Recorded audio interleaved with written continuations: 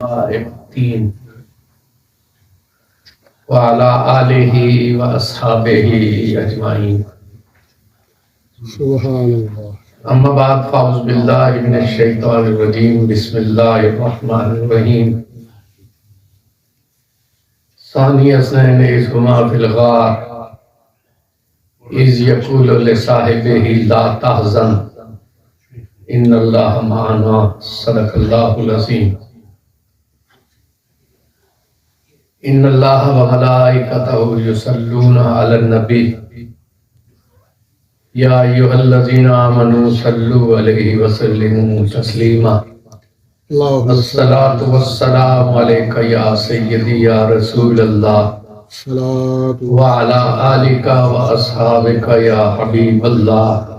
الصلاۃ والسلام علیک یا روح جسد الکونین وعلى آلك وأصحابك يا عين حياة الدارين.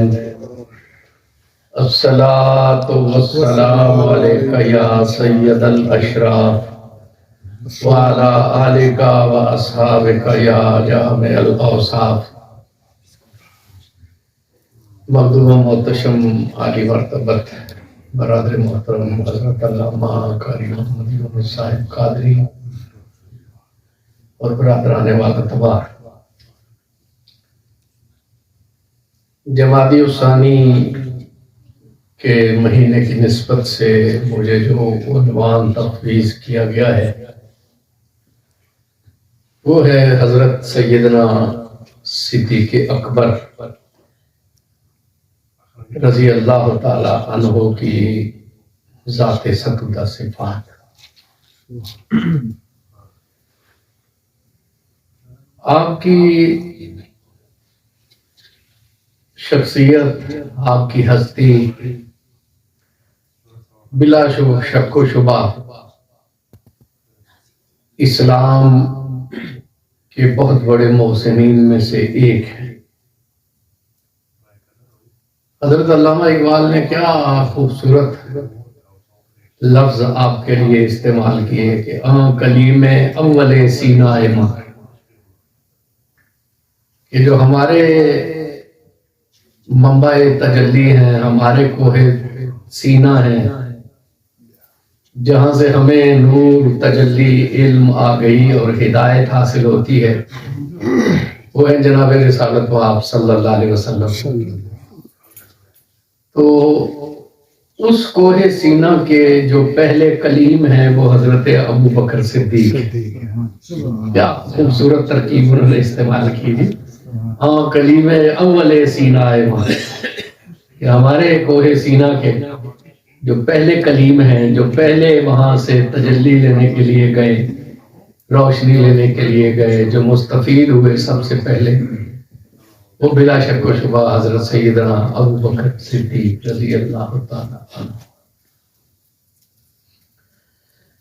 ہر وہ شرف جو نبوت کے بعد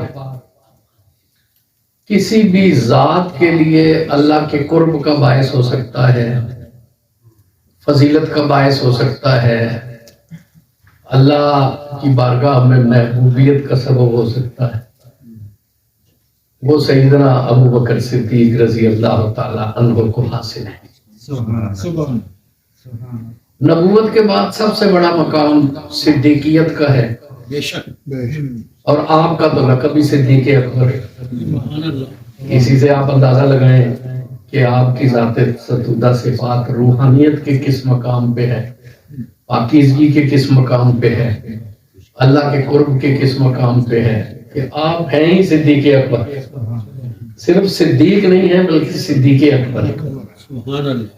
اور وہ والا تبار ہستی ہیں کہ جن کو اللہ تبارک و تعالیٰ نے خود جبریل امین کے ذریعے سے صدیق کہا. حضرت علی کرم اللہ وجہہ الکریم کی روایت ہے کہ ابو بکر وہ ہیں جنہیں اللہ تبارک و تعالیٰ نے جبریل امین کی زبان سے اور اپنے حبیب کریم صلی اللہ علیہ وآلہ وسلم کی زبان سے صدیق کا لقب دیا. تو وہ صدیق ہیں. حضرت جبریل امین جو بات کرتے ہیں اللہ کے حکم سے کرتے ہیں. تو صدیقیت کا یہ مقام کہ باقی امت میں بھی اور بھی صدیق ہیں، لیکن ان کی صدیقیت کا تعین ہوتا ہے ان کے اوصاف کی وجہ سے، ان کے کمالات کی وجہ سے، اور ان کے خصائل کی وجہ سے. اور ابو بکر صدیق وہ ہیں کہ جن کو اللہ نے جبریل امین اور نبی کریم صلی اللہ علیہ وسلم کی زبان مبارک سے صدیق کہا. جتنے بھی صحابہ ہیں صدیق ہیں، اکابر صحابہ تو پھر ان میں اعلیٰ ترین شان کے حامل ہیں نا، خلفائے راشدین ہیں، عشرہ مبشرہ ہیں، اصحاب بدر ہیں، جو حضور کے مقرب صحابہ ہیں، ان کے صدیق ہونے میں کیا شک ہے، وہ صدیقین میں سے ہیں بلا شبہ. لیکن ان صدیقین کی جرمٹ میں جو ابو بکر ہیں وہ صدیق ہیں جنہیں اللہ نے جبریل امین کے ذریعے سے اور رسول امین کے ذریعے سے صدیق کہلوایا. یہ ایک امتیازی شان آپ کی. پھر پوری امت میں سب سے افضل ترین خلفائے راشدین ہیں، اور خلفائے راشدین میں سے سب سے پہلے ابو بکر صدیق ہیں. عشرہ مبشرہ ہیں. عشرہ مبشرہ کے نام پاک جب نبی کریم صلی اللہ علیہ وسلم نے اپنی زبان مبارک سے لیے، حضور نے نام لے لے کر کہا کہ یہ 10 جنتی ہیں نس قطعی کے ذریعے سے. تو ان میں جو سب سے پہلا نام سرکار دو عالم صلی اللہ علیہ وسلم نے لیا وہ سیدنا ابو بکر صدیق کا ہی. تو خلافت راشدہ ہے ابو بکر، پھر عشرہ مبشرہ ہیں، پھر اصحاب بدر ہیں. اصحاب بدر میں نبی کریم صلی اللہ علیہ وسلم کے ساتھ آپ نمایاں ترین ہیں کہ عریش پر حضور کے ساتھ آپ پیرا دے رہے ہیں. ثانی اسلام غار و قبر و بدر، یہ بھی اقبال کا مصرع ہے. غار میں بھی آپ دوسرے ہیں، بدر میں بھی دوسرے ہیں، اور مزار میں بھی نبی کریم صلی اللہ علیہ وسلم کے جوار مقدس میں ہیں، حضور کی آغوش شفقت میں آرام فرما ہے. اس حجرہ مبارکہ میں جس سے بڑھ کر کائنات میں کوئی افضل جگہ ہی نہیں. سب سے افضل جگہ کائنات کی وہ ہے جہاں اللہ کے پیارے محبوب آرام فرما ہے. اور حضور کے پہلو میں کون سی ذات آرام فرما ہے؟ ابو بکر صدیق رضی اللہ تعالی عنہ کی. تو کوئی قرب کا ایسا معاملہ نہیں ہے، خلافت راشدہ ہو، عشرہ مبشرہ ہو، اصحاب بدر ہو، اصحاب احد ہو، اصحاب حدیبیہ ہو، اور ہر ایک واقعے میں آپ دیکھیں تو آپ کو کوئی شان خصوصی عطا ہوئی، خصوصی جو ہے وہ امتیاز آپ کو عطا ہوا.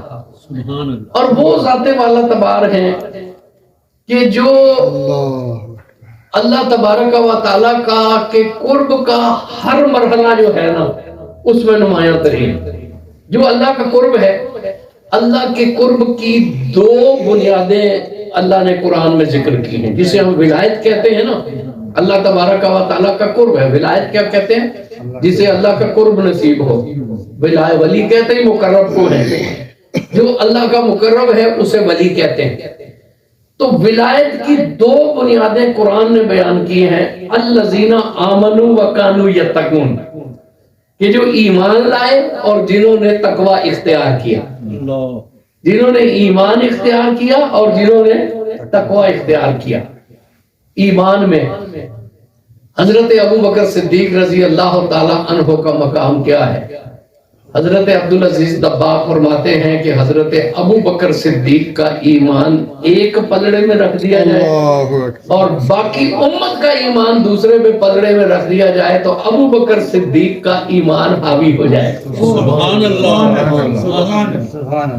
والذی جاء بالصدق وصدق بہ، کہ جو صدق کے ساتھ آئے اور جنہوں نے تصدیق کی آپ کے ایمان کی گواہی. حضرت علی مرتضیٰ کرم اللہ وجہہ الکریم کہتے ہیں کہ یہ آیت حضرت ابو بکر صدیق کے حق میں نازل ہوئی، جس میں آپ کے ایمان اور تصدیق کا ذکر ہے. نبی کریم صلی اللہ علیہ وسلم نے خود فرمایا کہ جب باقی لوگوں نے میری جو ہے وہ تکذیب کی تو ابو بکر وہ اس ماحول میں واحد انسان تھے جنہوں نے علل اعلان میری تصدیق کی. ایمان لانے کی حضرت خدیجہ الکبریٰ، حضرت علی، حضرت ابو بکر صدیق، یہ اولین لوگوں میں سے حضرت زید بن حارثہ جو کہ نبی کریم صلی اللہ علیہ وسلم پر ایمان لائے.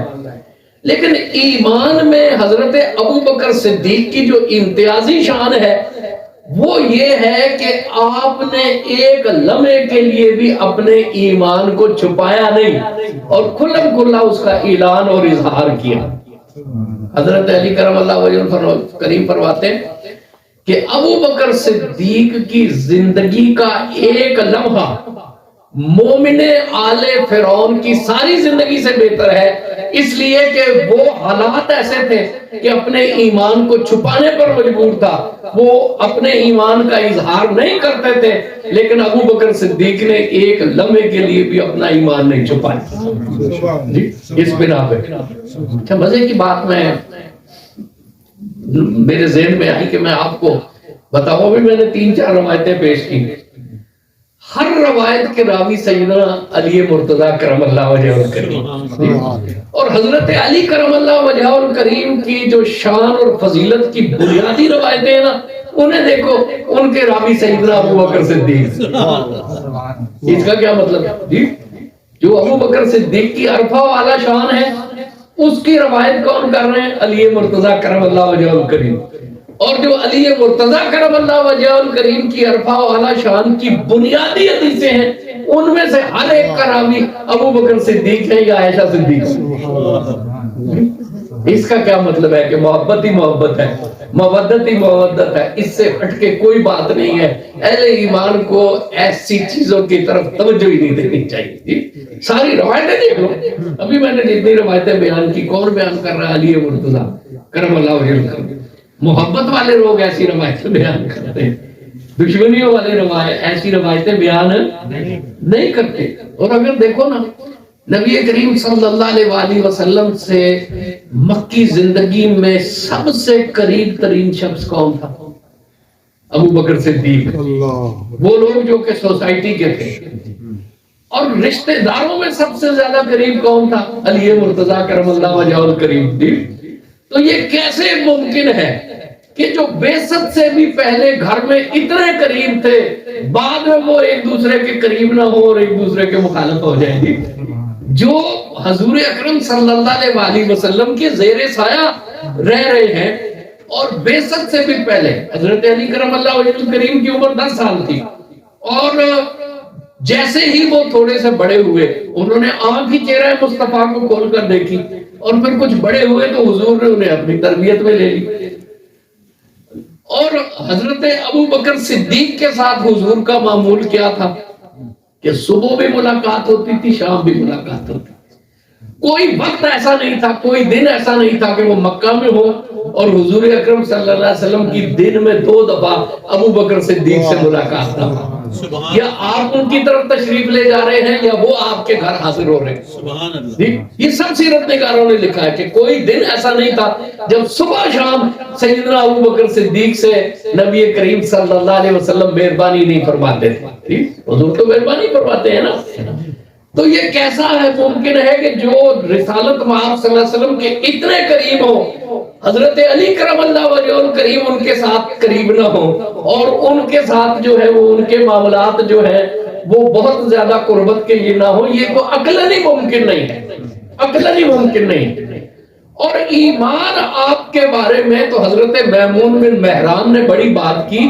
انہوں نے کہا کہ باقی لوگ تو حضور اکرم صلی اللہ علیہ وسلم پر ایمان لائے ہیں بعثت کے بعد، جب حضور نے اپنی نبوت کا اعلان کیا، اور ابو بکر صدیق وہ ہیں جو بعثت سے بھی پہلے حضور پر ایمان لا چکے تھے اور انتظار کر رہے تھے کہ کب سرکار دو عالم دعوی نبوت فرمائیں گے، اعلان نبوت فرمائیں گے اور وہ اس کی تصدیق کریں گے. سبحان اللہ، سبحان اللہ. تو ان کا ایمان تو ایسا ہے. میمون بن مہران فرماتے ہیں کہ باقیوں کے ایمان تو بعثت کے بعد کے ہیں. اس بحث کی ضرورت ہی نہیں ہے کہ پہلے کون ایمان لایا اور بعد میں کون لایا، اس لیے کہ ابو بکر صدیق تو آپ کو بعثت سے بھی پہلے نبی مانتے ہیں.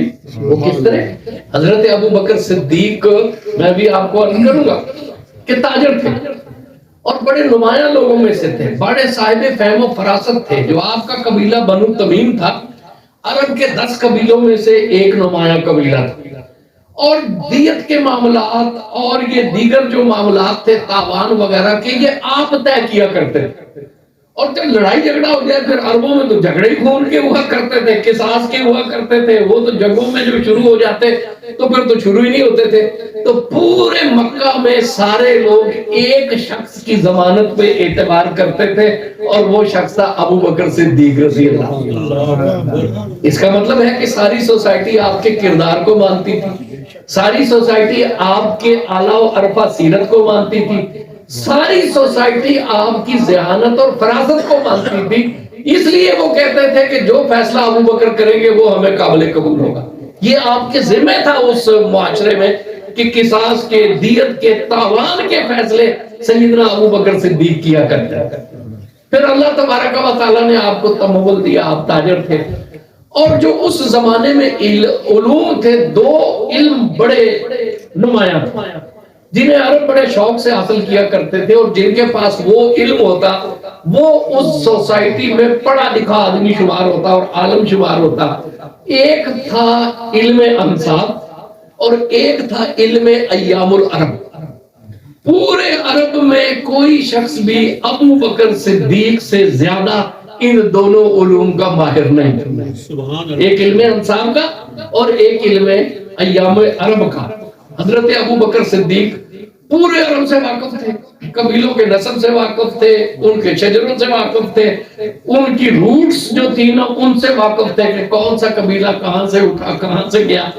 یہی وجہ تھی کہ جب سرکار دو عالم صلی اللہ علیہ وسلم تبلیغی مشن پر نکلے تو ابو بکر صدیق کو اپنے ساتھ رکھتے ہیں۔ کیوں؟ ابو بکر صدیق ایک تاجر تھے، سفر کرتے تھے، علم انصاب سے انہیں بڑی دلچسپی تھی اور ایام عرب سے بھی دلچسپی تھی۔ ایام عرب سے مراد کیا ہے؟ ہسٹری، یعنی عرب کی ہسٹری، کس قبیلے کی ہسٹری کیا ہے، کون سی جنگ کب ہوئی اور کیا اس کا نتیجہ نکلا، کون سا بادشاہ برسر اقتدار آیا، کون سا سردار کس قبیلے میں۔ تو یہ ہسٹری، یعنی ایک عرب کی ہسٹری اور ایک عرب کا نسب، ان دونوں باتوں سے ابو بکر صدیق پوری سوسائٹی میں سب سے زیادہ واقف تھے۔ اس لحاظ سے نبی کریم صلی اللہ علیہ وسلم نے انہیں اپنا دست و بازو رکھا، اور کسی قبیلے میں بھی سرکار دو عالم صلی اللہ علیہ وسلم تشریف لے جاتے تھے، اس سے پہلے سیدنا ابو بکر صدیق سے اس قبیلے کے بارے میں پوری معلومات لیا کرتے تھے۔ یہ وحی الہی کے منافی نہیں ہے، یہ حضور اکرم صلی اللہ علیہ وسلم کی حوصلہ افزائی کا اظہار ہے۔ یہ حضور کی سنت ہے مبارکہ کہ حضور جس شعبے میں جس شخص کو باصلاحیت دیکھتے ہیں اس کی حوصلہ افزائی فرماتے ہیں اور اسے موقع دیتے ہیں کہ وہ سرکار دو عالم صلی اللہ علیہ وسلم کی خدمت اقدس میں مشورہ پیش کرے۔